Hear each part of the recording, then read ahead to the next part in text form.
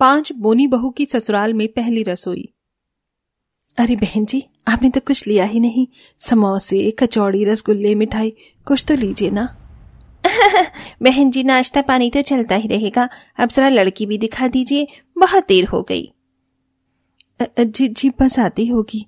हे प्रभु, बस सब भला करना है, मेरी 5 बेटियां इन्हें पसंद आ जाएं। इतने में गंगा की 5 बोनी बेटियां रुचि, अनुपमा, ममता, रानी, दीपिका आकर नमस्ते करती हैं।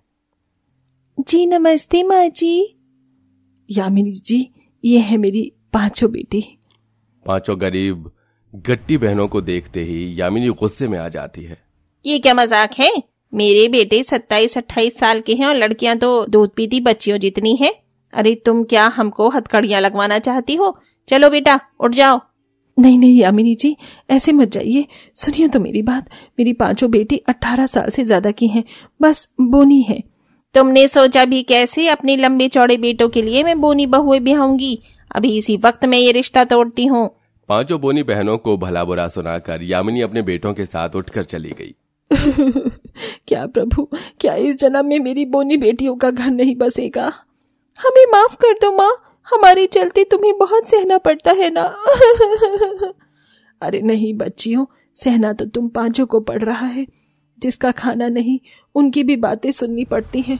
गरीबी के चलते खाने पीने का इतना दुख था कि तुम 5 बोनी रह गई। बस भगवान तुम्हारी जोड़ी मिला दे। ऐसे ही कुछ दिन गुजर जाते हैं जब अनिल कांत और पुष्पा रानी के साथ उनके घर आते हैं, जहां 5 धूप में मटके तैयार कर रही थी। रुचि दीदी, ये देखो मेरा ये मटका कितना गोल बना है। अरे वाह, बहुत खूब। अनुपमा, ये मटका अच्छे दाम में बिकेगा। अरे देख रही हो पुष्पा रानी, कितनी मेहनती हैं ये लड़कियां। पर जी कितनी नाटी भी तो है 5।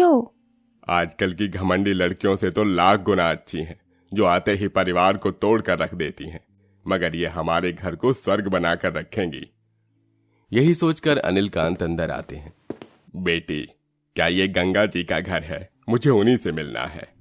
जी हाँ, ये गंगा का घर है, हम उनकी बेटी हैं, आइए। 5 बोनी बहनें उन्हें अंदर बिठाती हैं। जी भाई साहब, कहिए आपको मुझसे क्या काम है? देखिए, अगर आप मुझे मेरा घर मांगने आए हैं तो उल्टे पांव लौट जाइएगा। आप सरकारी लोग ऐसे ही हर दूसरे तीसरे दिन आ जाते हैं। बहन जी, मैं आपका घर नहीं बल्कि आपकी बेटियां मांगने आया हूँ। जी बहन जी, हम इन्हें अपने घर की बहू बनाना चाहते हैं। गंगा खुशी से हाँ बोल देती है। पुष्पा रानी 5 की शादी करवा देती है। शुक्र है कि प्रियंका दीदी शादी में नहीं है, मगर थोड़ा दुख जरूर लग रहा है।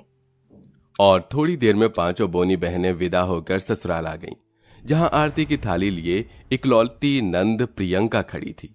अरे प्रियंका, तू कब आई? आपने तो मेरे 5 भाई की चट मांगनी पट ब्याह करवा दी, तो मैं आ गई। हेलो भाभीज, मैं आप 5 के पतिदेव की इकलौती बहन हूँ और आपकी इकलौती ननंद।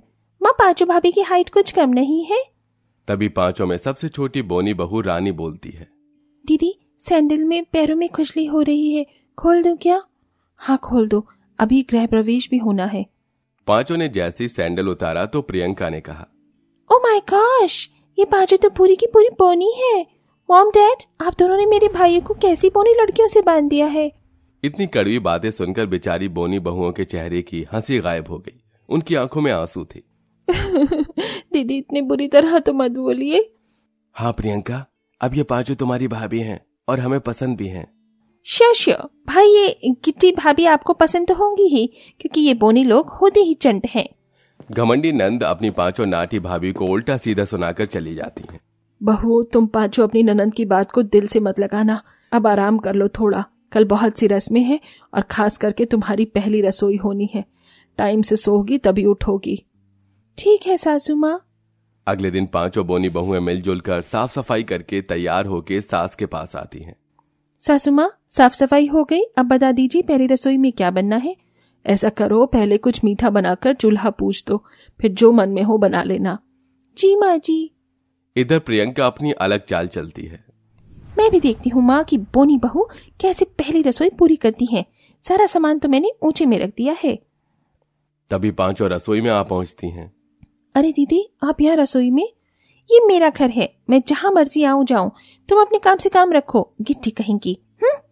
प्रियंका छोटी अनुपमा को टक्कर मार देती है। चुड़ैल कहीं की, जब मुंह खोलती है कड़वा ही बोलती है। ये नंदी ना होती ही नकचड़ी है, तभी तो नींद जैसी कड़वी बातें बोलती है। अनुपमा रानी बस करो, अब चलो चूल्हा चढ़ाई की रस्म शुरू करते हैं। लेकिन किचन का स्लैब इतनी ऊंचाई पर था कि पांचों बोनी बहू को कठिनाई होती है। दीदी रसोई तो इतने ऊंचे पे है, रस्म कैसे निभाएंगे? वहाँ स्टूल रखा है, उस पर चढ़कर बनाते हैं। फिर पांचों कुर्सी में चढ़कर गैस जलाती है। कढ़ाई तो चढ़ा दी, मगर हलवा कैसे बनेगा? बेसन सूजी सब इतने ऊंचे में रखा है। रुचि उछलकर डब्बा उतारती है, तभी सारी सूजी उस पर पलट जाती है। इधर बाकी चारों बहू का हाल भी ऐसा था। तभी प्रियंका उन्हें टोंट मारती है। बेचारी मेरी पोनी भाभियां एक हलवा भी नहीं बना पाई, हालत देखो अपनी। रहने दो तुम पांचों, 3 फुटियों से ये पहली रसोई नहीं होगी, समझी? अपना बोरिया बिस्तर बांधो और गेट लॉस्ट हो जाओ, क्योंकि तुम इस घर में नहीं टिकने वाली। बेचारी बोनी बहुएं इस बात पर रो दी। इधर प्रियंका खाने की मेज पर आकर सबके साथ बैठ गई। सच में इस बोने कद के साथ हम कुछ भी नहीं कर सकते दीदी। अनुपमा, जब तक हम खुद को कमजोर दिखाते हैं ना, हम तब तक कमजोर होते हैं। हम पांचों पहली रसोई करेंगी। और फिर पांचों बोनी बहुएं मिलजुल कर छोटा सा मिट्टी का चूल्हा और मिट्टी का तंदूर तैयार करती हैं और कड़ी धूप में ही पहली रसोई बनाती हैं। सब थोड़ा जल्दी जल्दी हाथ चलाओ, हमारे पति और माँ जी पापा जी बाट जो रहे होंगे खाने की। दीदी मैंने हलवा और मटर पनीर बना दिया है, मैंने भी पूरी छान दी है। बहुत बढ़िया, अब ले चलो। अरे इतनी देर हो गई माँ, आपकी बहुएं क्या बना रही हैं? हाँ माँ, अब हम और इंतजार नहीं कर सकते। जरा बैठ जाइए, खाना तैयार है। अरे वाह, अरे रे रे वाह वाह, खाने में तो खुशबू बड़ी अच्छी आ रही है। जल्दी परोस दो बहू। जी पापा जी। बहुओं तुम पांचों तो पसीने में नहा गई हो, किचन में गैस फैन नहीं जलाया था। माँ जी दरअसल हमने चूल्हा बनाकर फिर खाना बनाया है, किचन में बहुत दिक्कत हो रही थी। ससुराल वाले पांचों बोनी बहू के बनाए पकवान खुशी से खाते हैं। बहुत ही बढ़िया खाना बनाया है तुमने, मेरी बोनी बहुओं खुश रहो, ये लो तुम्हारा नेक। धन्यवाद माँ जी। इन भुनी भाभियों ने सारा खेल बिगाड़ दिया। कोई नहीं। प्रियंका हमेशा पांचों को बोने होने का टोंट मारती रहती। फिर एक दिन, हे यो गिट्टी भाभी, चलो मेरे हाथ में नील पेंट करो और तुम मुझे सैंडल पहनाओ। जी ननन जी। जैसे ही दीपिका प्रियंका के सैंडल पहनती है, वो फिर टोंटबाजी करती है। तुम गिट्टी बोनी बहुओं की औकात मेरे पैरों में ही है। घूर क्या रही हो? हाँ ननन जी, हमारा तो कद छोटा है, मगर आपकी तो सोच छोटी है। दीपिका का करारा जवाब सुनकर प्रियंका उस पर हाथ उठा देती है। हाइट ठीक से 3 फुट भी नहीं और जुबान 10 फुट जितनी लंबी है। दीपिका का सर दीवार में लग जाता है और उसे चोट लग जाती है। माँ! दीपिका क्या हुआ तुमको? अरे क्या हुआ? हे भगवान, दीपिका बहू तुझे इतनी चोट कैसे लग गई? ओ गॉड, कहिए किटी माँ के सामने मुंह ना खोल दे। कुछ नहीं माँ जी, जाले उतार रही थी तो गिर गई थी, ध्यान रखना था ना बहू। खैर। दीपिका झूठ बोलकर सारा दोष खुद पर ओढ़ लेती है और इधर प्रियंका अपनी करनी पर पछताती है। भाभी मुझे माफ कर दीजिए, मैंने घमंड में आप पांचों के साथ अच्छा बर्ताव नहीं किया, फिर भी आपने मेरा फेवर लिया। जाने दीजिए ननन जी, गलती इंसान से ही होती है और हम गलतियों से ही सीखते हैं। भाभी आप बहुत अच्छी हैं, आपकी हाइट भले ही सब जितनी नहीं, लेकिन दिल बहुत बड़ा है और मैं खुशनसीब हूँ कि आप पांचों मेरी भाभी और मेरे भाई की पत्नियां हैं और इस घर की बहुएं भी। अब प्रियंका घमंड करना छोड़ देती है और पांचों बोनी बहुएं अपने ससुराल में बस कर खुशी से रहती हैं।